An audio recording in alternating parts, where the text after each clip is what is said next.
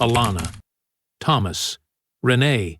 To millions, they were the McCarthys, the picture-perfect YouTube family who shared laughter, games, and carefully edited moments of joy. But behind the camera lens, a darker reality was growing. And on one chilling night, that illusion shattered when the world watched them do the unthinkable: tie up their youngest daughter, Bella McCarthy, and murder her. Live on stream, what seemed like family entertainment became a viral nightmare. This is the true story behind the smiles, the subscribers, and the live-streamed execution that horrified the nation. Milwaukee's West Side was the kind of place where people waved from porches, kids rode bikes in the summer, and neighbors helped shovel each other's driveways in the winter. On that quiet stretch of Maple Street stood a white two-story house with blue shutters and a neat little garden out front. That was the McCarthy house. Most days you'd hear laughter echoing from their backyard or smell barbecue on the weekends. To those passing by, they looked like the perfect family. But what people saw outside was only the surface of a much darker truth. The McCarthys had built their reputation not just in the neighborhood, but online. They ran a popular YouTube channel called The McCarthy Moments. With over 300,000 subscribers, they posted weekly videos about their life. Everything from baking challenges to birthday surprises. The parents, Thomas and Renee, were in their early 40s. Thomas worked in IT and Renee stayed home to manage the household and the family's online content. Their 3 children, 22-year-old Mark, 19-year-old Alana, and 17-year-old Bella, were the stars of the show. Fans adored them. In the videos, they laughed constantly, played games, and teased each other like typical siblings. People in the comments would say how lucky they were to have such a strong, happy family. But the carefully edited videos never showed the full story. Bella, the youngest, had once been the fan favorite. Bright-eyed and clever, she brought warmth and humor to every video. But something started to change about 6 months before everything fell apart. At first, it was subtle. She began missing from a few uploads. Then she disappeared completely. The family claimed she was taking a break to focus on school. In one video, Renee mentioned Bella was feeling overwhelmed and needed time away from the camera. Most fans accepted the explanation, though some began to question what was really going on. Offline, people who knew the McCarthys had noticed signs that didn't match the happy image they projected. Bella had always been friendly at school, but now she walked the halls with her head down. A teacher noticed bruises on her arm, but when asked, Bella said she tripped over her dog. She stopped attending after-school clubs and avoided eye contact. Her phone, once full of group chats and social media posts, went quiet. A friend she used to talk to daily said Bella started ignoring texts and deleted most of her photos online. The tension inside the house was becoming harder to hide. Neighbors heard yelling late at night. The mailman noticed packages stacked up, expensive video equipment and lighting gear, and wondered how they were affording it. The McCarthys had never been flashy before, but now they talked openly about sponsorships and brand deals. Thomas bragged about turning their family life into a business, and Renee started giving parenting advice on her personal blog. Everything was about growth, reach, and keeping the content fresh. But Bella didn't want any part of it anymore. Privately, she told a friend she hated being treated like a product. She said the family forced her to act happy on camera and punished her when she didn't. She talked about leaving the channel and starting her own life. She had dreams of studying art, traveling, even writing a book. But she didn't know how to get out. Every time she pushed back, her family pulled tighter. They monitored her messages, limited her outings, and told her she owed them for everything: the clothes she wore, the room she slept in, the attention she had once enjoyed. To the online world, Bella was just taking time off, but inside that White House with the blue shutters, she was slowly being erased. The family that once held hands around the dinner table now kept secrets, clung to control, and tightened the boundaries around the one person who dared to step out of the spotlight. And with each passing day, The illusion grew more fragile until it shattered, live for the world to see. It started like any other weekend stream. Upbeat music, colorful thumbnails, and a familiar family logo pulsing in the corner.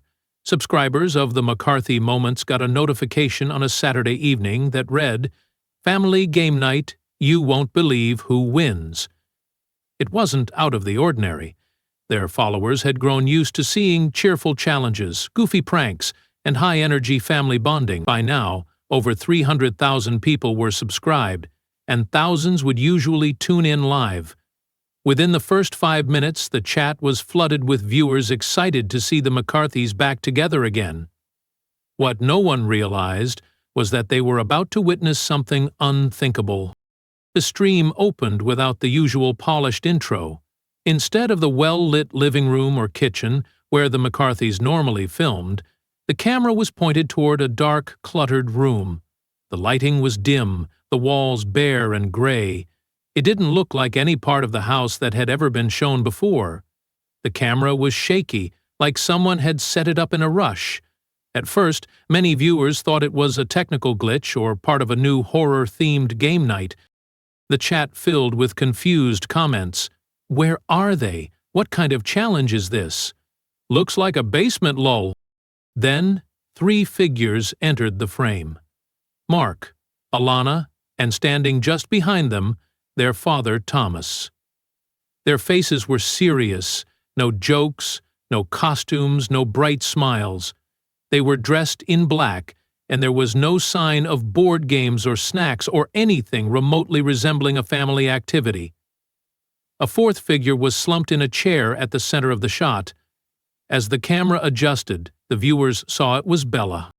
She looked exhausted and disoriented. Her wrists were tied behind her back, and there was duct tape across her mouth. At first, many watchers still believed it was a twisted prank. The McCarthys had done elaborate skits before fake kidnappings, haunted house tours, pretend arguments. "This has to be staged," people typed. "Right?" But the longer the video went on, the more obvious it became that this was different. Alana stood holding a printed piece of paper and began reading from it. Her voice was shaky, but controlled. The sound quality wasn't great, but viewers could hear phrases like betrayal, breaking the family, and making sure the truth comes out our way. Mark paced behind her, holding what looked like a metal rod. Viewers' excitement quickly turned to dread. Something wasn't right. Something was horribly wrong. Bella didn't look like she was playing along. Her eyes were filled with fear. She shook her head, tried to speak through the tape, and pulled at the ropes binding her to the chair. The comments section erupted with panic. People started begging them to stop, insisting this had gone too far. End the stream. This isn't funny anymore. Call the police. This isn't a game. Then, without warning, Mark stepped forward and raised the rod. What followed was chaos. A loud crash echoed through the stream. The screen jostled violently as the camera was knocked over. The image spun sideways, showing just a blur of legs, shadows, and indistinct movement. Screams could be heard, not just Bella's, but from the people watching online. The chat exploded. People were pleading for someone to call 911, trying to determine if what they had just seen was real. 10 seconds later, the stream went black. YouTube pulled the video from the platform within minutes, but the damage had already been done. Thousands had witnessed it live. Hundreds had recorded it. Clips were reposted across social media, some blurred, some not. The words, "Did the McCarthys just kill their daughter?" live began trending before the hour was over. Police departments in Milwaukee received a wave of calls. By the time officers arrived at the McCarthy residence, the front door was locked and the family was gone. What was left behind was a live-streamed nightmare, and a house hiding something far worse than anyone expected. Bella McCarthy, the once smiling youngest sibling in America's favorite YouTube family, had vanished from the screen in the most horrific way imaginable, and the truth was only beginning to surface. Inside the McCarthy home, the silence was unsettling. For years, it had been a place that echoed with laughter, camera clicks, and staged family fun. But now, it felt like the scene of something unspeakable. After the stream went black, police moved in quickly. They had received hundreds of frantic calls from viewers across the country who believed they had just witnessed a live murder. Authorities treated it as a credible emergency from the moment they arrived. Officers forced entry through the back door of the house after repeated knocks went unanswered. What they found inside didn't match the cozy, polished world the McCarthys had presented online. The house was in disarray. Rooms that had once been lit for vlogs were dark. Half-eaten food sat on the kitchen table. Equipment lay scattered. Camera lights, tripods, microphones, all set up in ways that suggested something had been filmed recently. A laptop still open in the living room was logged into the family's YouTube account. Notifications were pouring in. Thousands of comments and messages demanded answers. Some fans begged for proof it had been staged, while others posted screenshots of the video in disbelief. But the real horror was found in the basement. Downstairs, in a cold, unfinished section of the house, officers discovered Bella. Her body was slumped in the same chair viewers had seen during the live stream. The duct tape was still on her mouth. Her wrists were still tied behind her back. She had suffered blunt force trauma to the head, and there were signs of other injuries that suggested the attack had been prolonged. Bella McCarthy, the once beloved teen star of a family channel adored by thousands, was dead. She had died on camera. And it wasn't a prank. It wasn't a challenge. It was premeditated murder. Investigators quickly issued an Amber Alert for the rest of the family. Mark, Alana, and both parents had disappeared. Within hours, their phones were shut off. Security footage from a nearby gas station caught Mark and Alana buying snacks and fuel, still wearing the same clothes they had on in the video. Police feared they were fleeing the state. A regional manhunt began. Tips poured in, but the trail kept shifting. As police worked around the clock to find the suspects, forensic teams combed through the house. What they uncovered painted a very different picture of the McCarthy family than the one fans thought they knew. In a locked drawer in Renee's home office, detectives found notebooks filled with schedules, content plans, and handwritten notes detailing the family's branding strategy.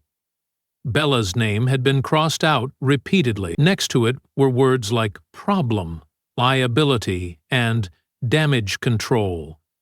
There were pages that outlined what appeared to be script ideas for staged breakdowns and confession videos, content they never released. Even more disturbing were the digital files. On hard drives seized from the home, investigators found hours of unreleased footage. Many showed Bella crying, begging not to participate in certain videos, or storming out of the room. In one, Thomas could be heard yelling off camera. In another, Alana shoved Bella when she refused to read from a script. These weren't happy family memories. They were evidence of a toxic environment fueled by the pressure of online fame. Behind the smiling thumbnails and cheerful music was a household ruled by control and fear. Bella had tried to escape, that much became clear. In messages retrieved from her private email, she had contacted a guidance counselor, saying she feared for her safety and wanted to move out after turning 18. She had also reached out to a small agency that helped minors leave exploitative influencer families. But her parents discovered those messages. From that moment on, everything spiraled. What looked like a spontaneous act on a live stream was actually the final step in a disturbing plan. The McCarthys had been unraveling for months, and Bella's defiance was the breaking point. Her attempt to tell the truth threatened the image they had worked so hard to build. In their minds, she had become a danger, not just to their reputation, but to their entire source of income. And so, in a chilling twist of delusion and control, they chose to end her life and broadcast it to the very audience they had once worked so hard to please. When the McCarthys were finally found, it was in a small roadside motel in rural Indiana, nearly 200 miles from their Milwaukee home. The parents, Thomas and Renee were checked in under fake names and had cut and dyed their hair in what investigators called a clumsy attempt at disguise. Their arrest came quietly, without resistance, after a hotel clerk recognized them from a news segment playing on a lobby TV and called police. Inside their room, authorities found burner phones, a pile of cash, and a printed list of towns across state lines, places they had seemingly planned to hide in. Mark and Alana, however, had been caught 2 days earlier at a gas station outside of Madison attempting to board a bus headed for Minneapolis.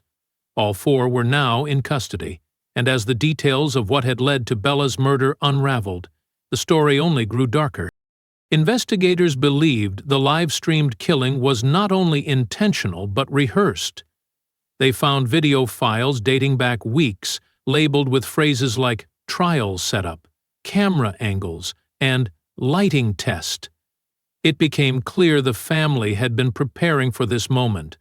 They had mapped out every detail, down to the camera placement and lighting in the basement where Bella was killed. They tested different video resolutions, recorded sound quality checks, and even tried out different phrases that would later appear in the stream. It was all part of a plan, choreographed, practiced, and planned for maximum exposure. They weren't just committing a crime, they were staging it. Alana's printed script from the night of the live stream was recovered in a trash bin behind the McCarthy house. The pages were stained and torn, but still legible. They read more like a manifesto than a note, full of twisted justifications, half-baked philosophy about loyalty, and repeated phrases about purity of the family brand. Bella was described as a threat, a traitor, and a virus. The words were chilling in their coldness, showing a complete detachment from reality and a delusional belief that their family's online image had to be protected at any cost. As the McCarthys were interrogated, none of them expressed regret. They were quiet, cold, and coordinated in their refusal to answer most questions. Thomas stared blankly during questioning, while Renee reportedly hummed softly to herself. Alana remained expressionless, and Mark asked for a lawyer immediately. Prosecutors would later say that the family displayed a disturbing level of emotional detachment. They didn't seem to understand, or care, that they had lost everything. In their minds, they were simply executing a plan. Digital forensic analysts uncovered even more evidence on devices seized from the home and the motel. In private messages to each other, the family had discussed what they called Phase 2 of their plan, which involved releasing edited versions of the live stream and creating a new YouTube channel to control the narrative. They seemed to believe that, even after Bella's death, they could spin the situation in their favor, turning tragedy into views, controlling how the story was told, and eventually monetizing the attention. Their delusion was almost beyond comprehension. They weren't just running from justice, they were trying to stay ahead of public opinion. In one draft document, Renee wrote that they could paint Bella as emotionally unstable and that they could reclaim sympathy from our loyal base. It was as if their daughter's death was nothing more than a publicity disaster they needed to manage. The public outcry was swift and merciless. Former fans flooded the internet with angry comments. Influencers who had once collaborated with the McCarthys released apology videos, distancing themselves from the family. The family's sponsors, most of whom were unaware of the deeper dysfunction behind the scenes, severed all ties. YouTube terminated the channel, and any video associated with the McCarthys was taken down, but it didn't matter. The final live stream had already spread, copied and re-uploaded on forums, dark websites, and overseas platforms. The truth was out. What had once been a story of internet fame had become a national nightmare. And with all the evidence now in hand, prosecutors were ready to pursue the highest possible charges. Bella had tried to speak out. She had tried to leave. But in a house where control mattered more than love, where followers mattered more than family, her voice had been silenced forever. The courtroom was packed on the first day of the trial. Reporters lined the sidewalks outside. People waited in long lines for a chance to sit in the gallery. The McCarthy case had become one of the most talked about crimes in modern memory, not only because of its brutality, but because of how public it had been. A murder committed on a live stream by a family once worshipped online was almost too horrifying for people to understand. Now, after months of investigations and arrests, the country would watch as the truth was laid bare under oath. The prosecution began with the video. Though it had been banned and scrubbed from major platforms, the original footage was entered as evidence. It was shown to the jury in a closed session, away from public view. Those who saw it firsthand described the experience as chilling and unforgettable. The prosecutors didn't just want to prove that Bella McCarthy had been murdered. They wanted to show that her killing was carefully planned, filmed, and treated like content by her own family. Each day of the trial peeled back another layer of the McCarthys' private life. Former friends, classmates, teachers, and even neighbors took the stand. They spoke of a shift in the family over the last 2 years, how the need to maintain their image online had overtaken everything else, how Bella had tried to break away, how she was isolated when she pushed back. Her former art teacher cried while describing the change in Bella's personality. Once vibrant and expressive, she had become quiet, withdrawn, even afraid. Digital experts testified about the planning documents found on the family's computers. They showed jurors the folders filled with rehearsals, scripts, edited cuts of unreleased confessions, and audio files where Bella begged to leave. One of the most damning pieces of evidence was a spreadsheet found on Thomas McCarthy's hard drive. It was titled Future Growth. Inside were predictions for YouTube subscribers, video formats, sponsorship rates, and one entry labeled Public Sympathy Arc, which outlined how to gain back followers after a tragic family incident. The defense struggled to make a case. Their arguments were scattered and desperate. They tried to blame mental illness, claiming the family suffered from shared psychosis. They said Bella's death was an accident, a prank gone wrong. But the evidence left little room for doubt. This had been no accident. It had been orchestrated. From the choice of words in the live stream to the lighting and camera angles, everything was planned. The jury listened in stunned silence as audio recordings of the family's private conversations were played aloud. They heard Renee McCarthy say, "This has to look raw, but not sloppy," and Mark responding, "We only get one shot." Public reaction to the trial was intense. Outside the courthouse, protesters held up signs with Bella's name. Online, forums that had once celebrated the McCarthys as wholesome content creators now picked apart their every lie. Old videos were dissected frame by frame, with fans spotting signs of abuse they had missed. Everyone asked the same question: how had no one seen the truth sooner? After 6 weeks, the jury returned their verdicts. All 4 McCarthys, Thomas, Renee, Mark, and Alana, were found guilty of first-degree murder, unlawful imprisonment, conspiracy to commit a felony, and use of a computer to commit a crime. Each of them was sentenced to life in prison without the possibility of parole. There was no applause in the courtroom, no celebration, only a heavy silence as the reality of what had happened settled into the hearts of everyone who had followed the story. Here in the months that followed, lawmakers began proposing new regulations around online family content. Bella's name became a symbol for young creators exploited by their families. Her artwork, recovered from her bedroom, was displayed in local galleries. One painting, a quiet landscape with a single empty chair, was especially haunting. It had no title, but to many it said everything. The McCarthys had once crafted a perfect online life, but behind the filters and followers was a tragedy of control, manipulation, and silence. Bella's story was no longer a viral video. It was a warning, a reminder that behind every smiling thumbnail there might be a truth no algorithm can hide.